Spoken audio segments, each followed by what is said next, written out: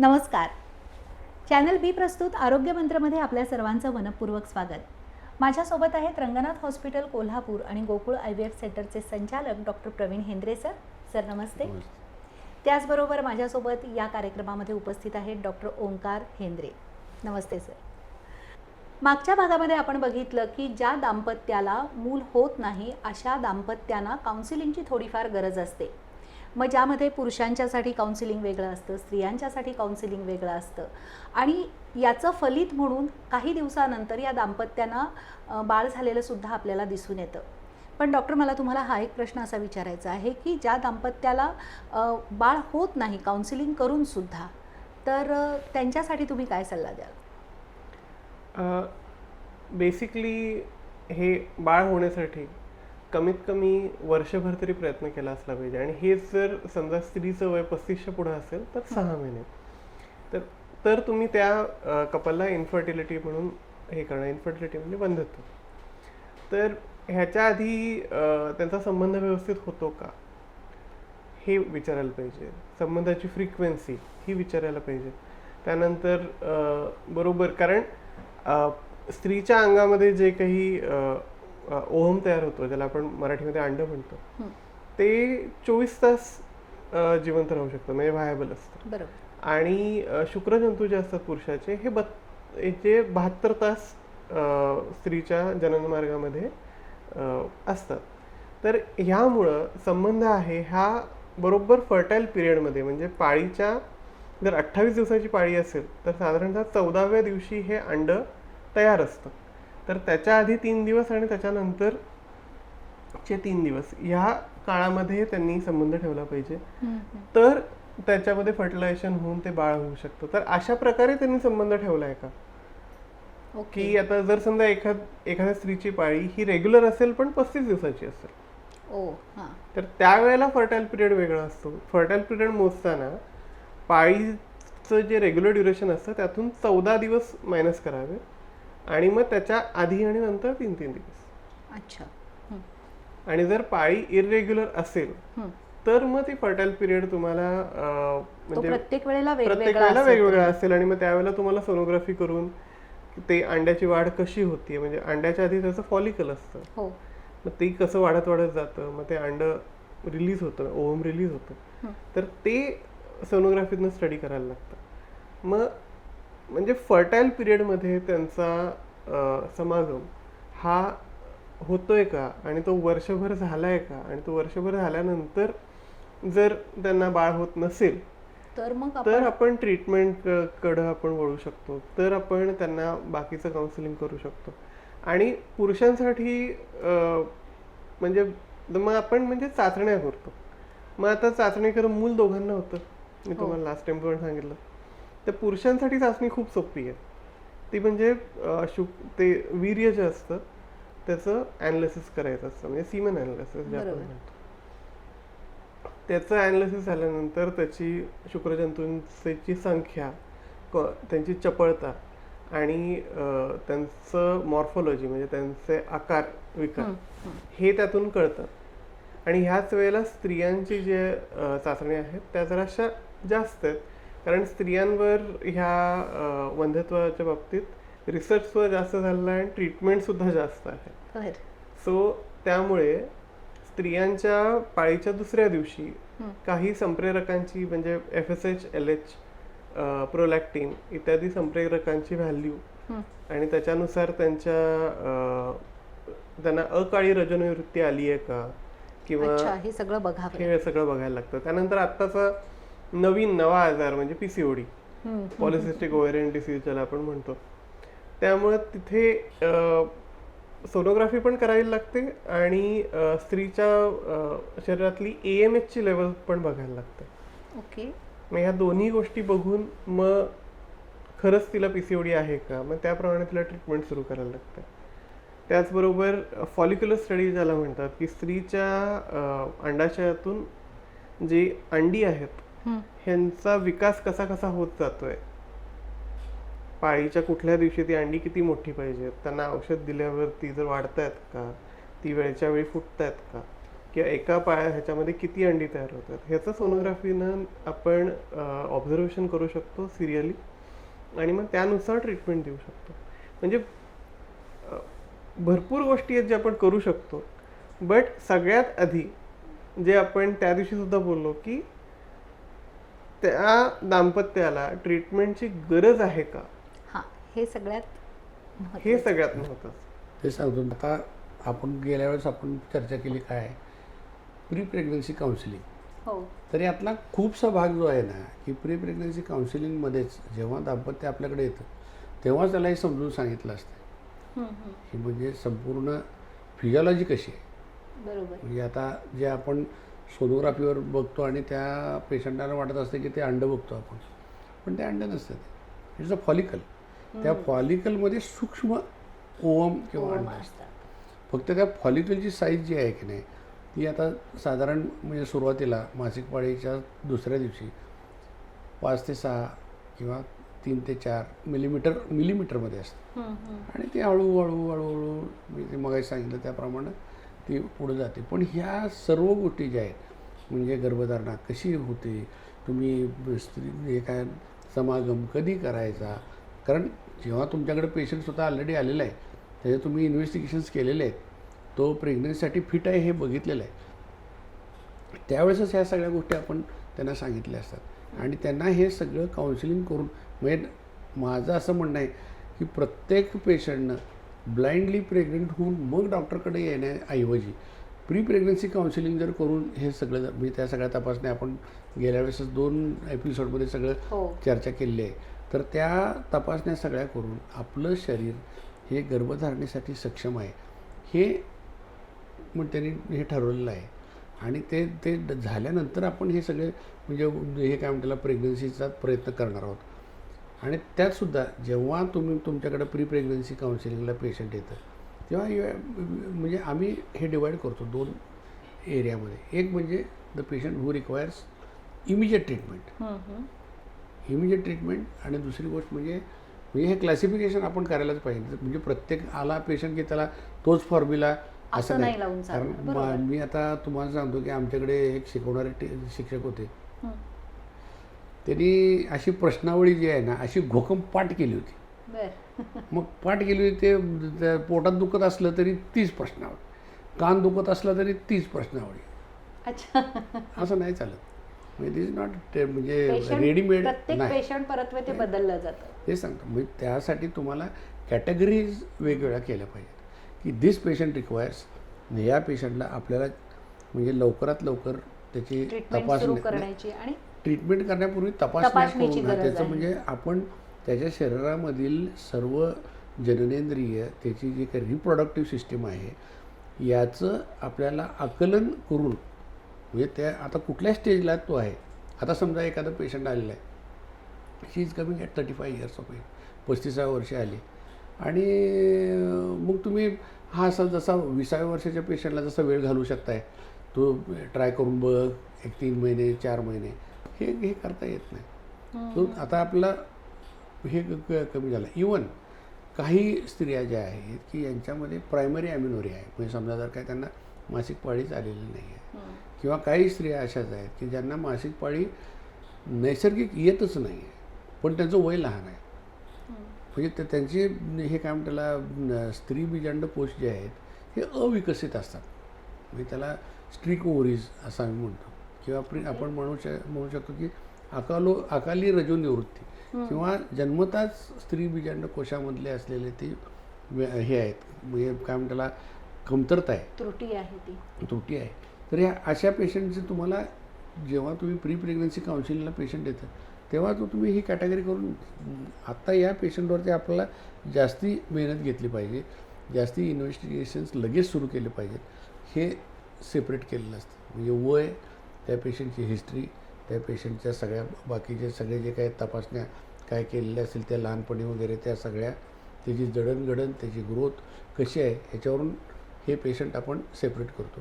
आणि दुसरे जे पेशंट आहेत की ते नॉर्मल, त्यांची मासिक पाळी व्यवस्थित आहे, त्यांचं आणि त्यांनी आत्तापर्यंत हे काय गर्भधारणा होऊ नये यासाठी गर्भनिरोधक वापरलेले आहेत आणि ते आता प्रेग्नन्सीसाठी जात आहेत.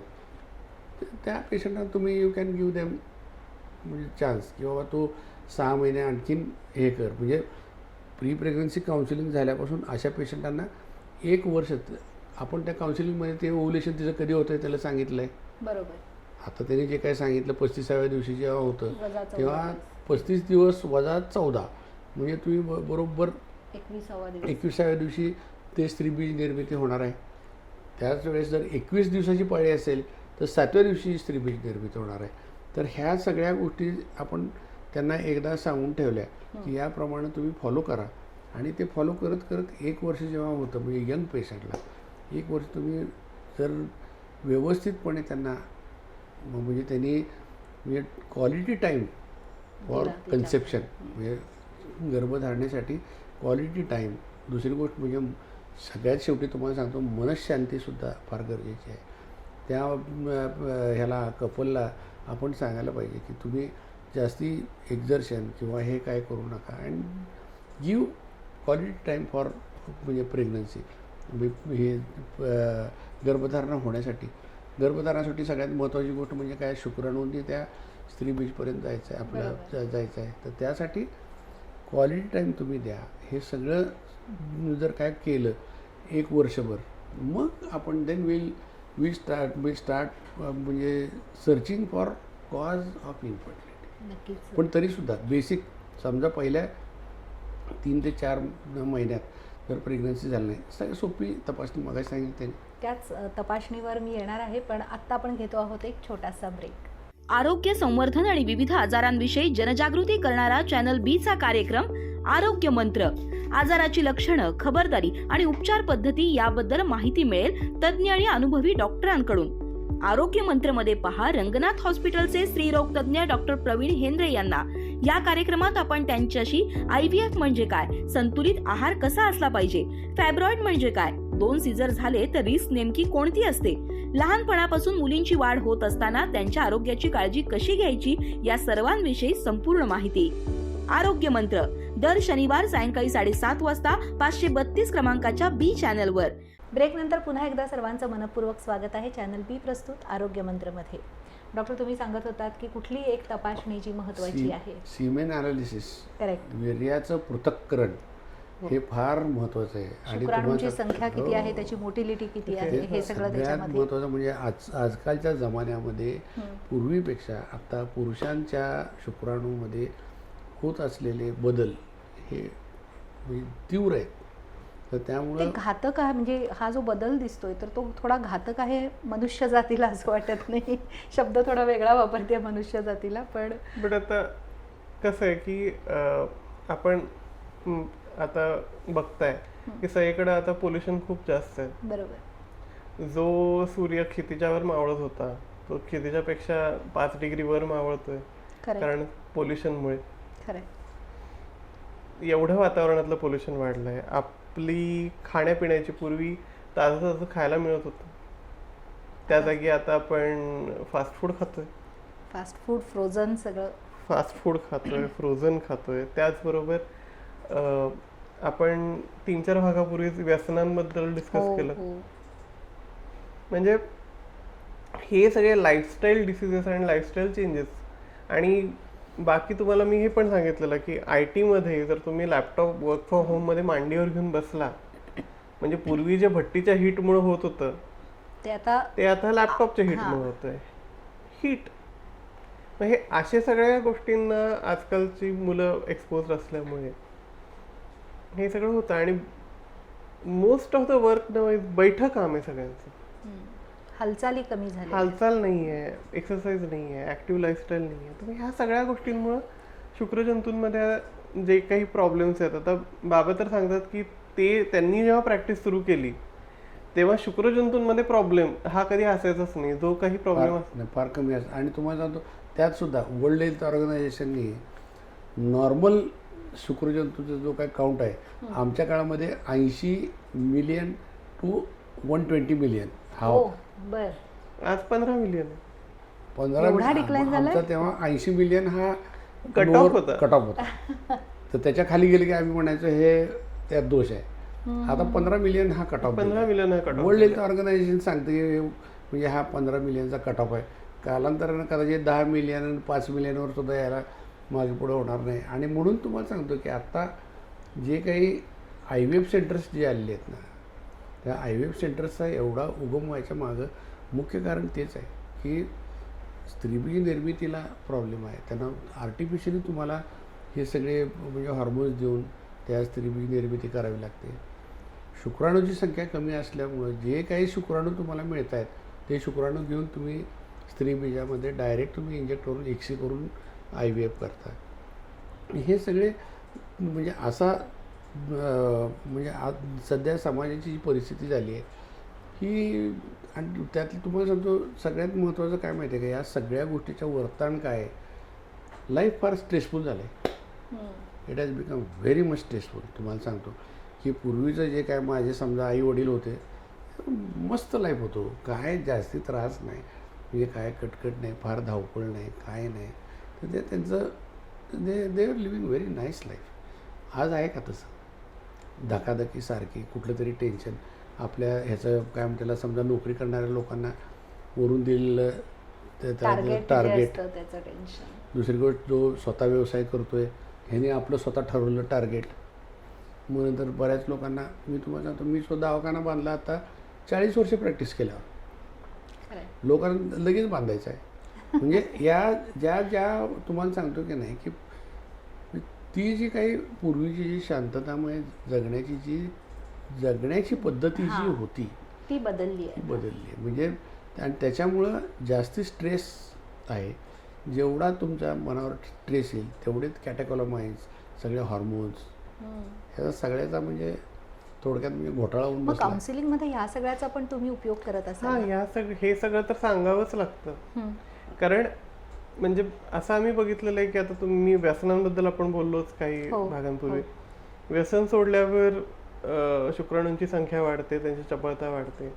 तंबाखू आणि दारू दोन्हीचाही खूप वाईट परिणाम असतो ह्या शुक्रजंतूंवर.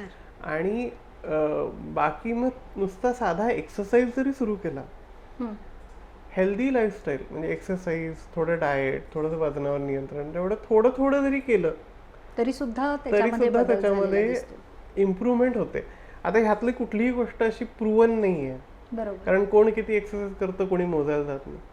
But through out the experience, आणि बाबांना पण ह्याचा बराच एक्सपिरियन्स असेल की ज्यांची लाईफस्टाईल ऍक्टिव्ह आहे अशा पुरुषांना शक्यतो हा प्रॉब्लेम येत नाही. आता शहरातले जे हे आहेत ना, वंध्यत्वाचे जे पेशंट आहेत त्यांच्यामध्ये पुरुषांचे म्हणजे दोष जास्ती आढळतात. तेच तुम्ही गगनबावडा, मग नंतर हे सगळे जे जिथं ह्याच्यात डोंगरात राहणारे, ज्यांना दररोज म्हणजे डोंगर चढावा लागतो, उतरावा लागतो आणि खूप मेहनतीची कामं करतात आणि त्यांची स्थूल तब्येत नसते, सगळ्या असे किडकिडीत असतात. त्यांच्यामध्ये बेसिकली ते पेशंट म्हणून आमच्याकडे वंध्यत्व ट्रीटमेंटला येतच नाही, ते उलट मुलं बंद करायला येतात. कारण ते त्यांचे प्रॉब्लेम सगळे वेगळे आहेत.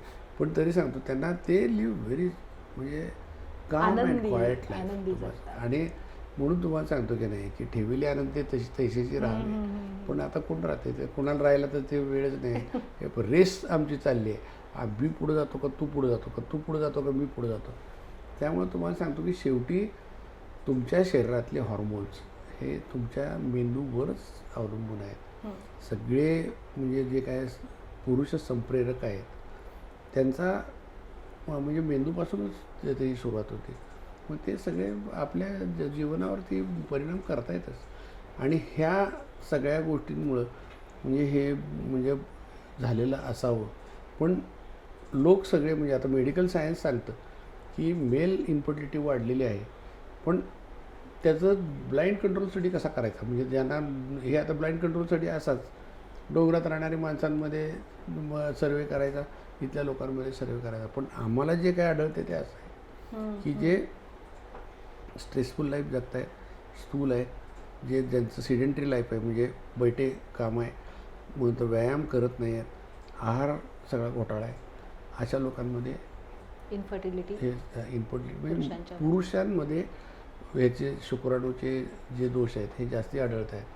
तर यासाठी खरंच म्हणजे वेळीच म्हणजे लहानपणापासून ह्या सगळ्या गोष्टी सांगणं गरजेचं आहे.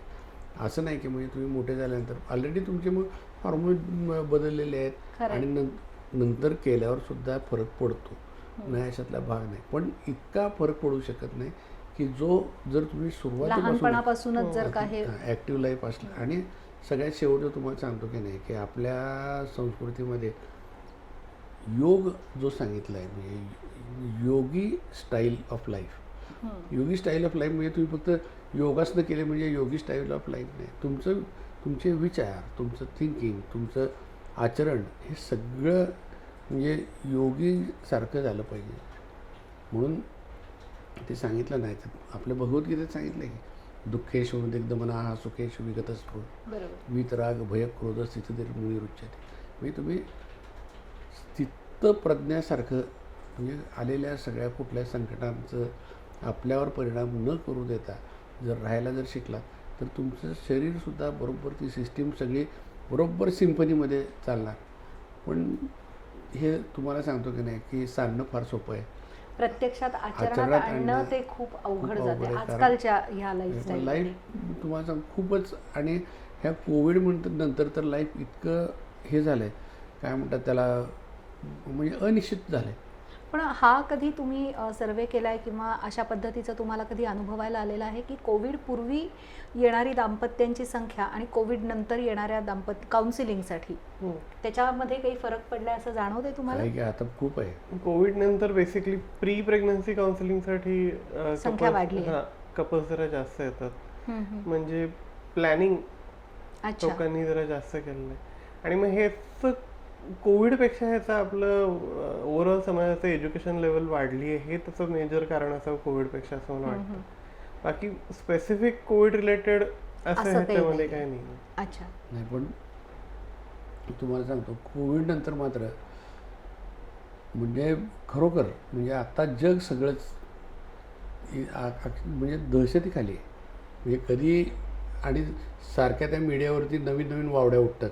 आता असला व्हायरस येणार आहे, तो तसला व्हायरस येणार आहे. एक जण तर म्हणला की पुढच्या 5 वर्षामध्ये जग सगळं असं बदलणार आहे. काय मीडियाचे तुम्हाला सांगतो काय वाटेल ते हाईप्स येतात. आणि त्यामुळं पूर्वी तुम्ही सुद्धा म्हणजे अनुभवलं असेल की पूर्वी म्हणजे महालक्ष्मीला इतकी दर्शनाला माणसं यायची नाही. लाईफच इतकं स्वतःचं अनिश्चित झालेलं आहे आता. म्हणजे त्याला इन्स्टॅबिलिटी आलेली आहे की त्यांना म्हणजे मानसिकता त्यांची अशी झालेली आहे की म्हणजे देवाकडं ओढा का आहे की आत्ता शाश्वत ज्या गोष्टी आहेत त्याच्यावर आपल्याला विश्वास फारसा राहिलेला नाही. म्हणून जे म्हणजे देव आहे त्या शक्तीकडं ओढा सगळ्यांचा लागलेला आहे. म्हणजे आपण आता मी बोलत होतो आणि कुठं थोडंसं अध्यात्माकडे वळायला नाही. पण बेसिक सांगतो तुम्हाला की जो आपला अजूनही सांगतो की भारतीय जो काही हे आहे आपलं कल्चर आहे, आपली जी संस्कृती आहे, ह्या संस्कृतीमध्ये ह्या सगळ्या गोष्टी आपल्याला सांगितलेल्या आहेत आणि शिकवलेल्या आहेत. या फार काही नाही म्हणजे सगळ्या काही आपण आचरणात आणू शकत नाही. पण थोड्या जरी आचरणात आणल्या तरीसुद्धा ह्या सगळ्या म्हणजे याच नाही सगळ्याच आरोग्याच्या ज्या समस्या आहेत याच्यावरती निश्चितपणे आपण मात करू शकू असं मला वाटतं. नक्कीच. मला असं वाटतं की आजच्या भागामध्ये बऱ्याच गोष्टी आपण समजावून घेतलेल्या आहेत.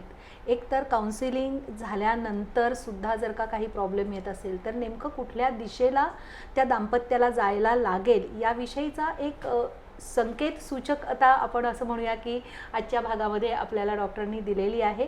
आणि याच संकेत सूचक अर्थात इनफर्टिलिटी म्हणजे नेमकं काय आणि त्याच्या पुढच्या भागाकडं आपण वळणार आहोत पुढच्या भागामध्ये. तोपर्यंत नमस्कार.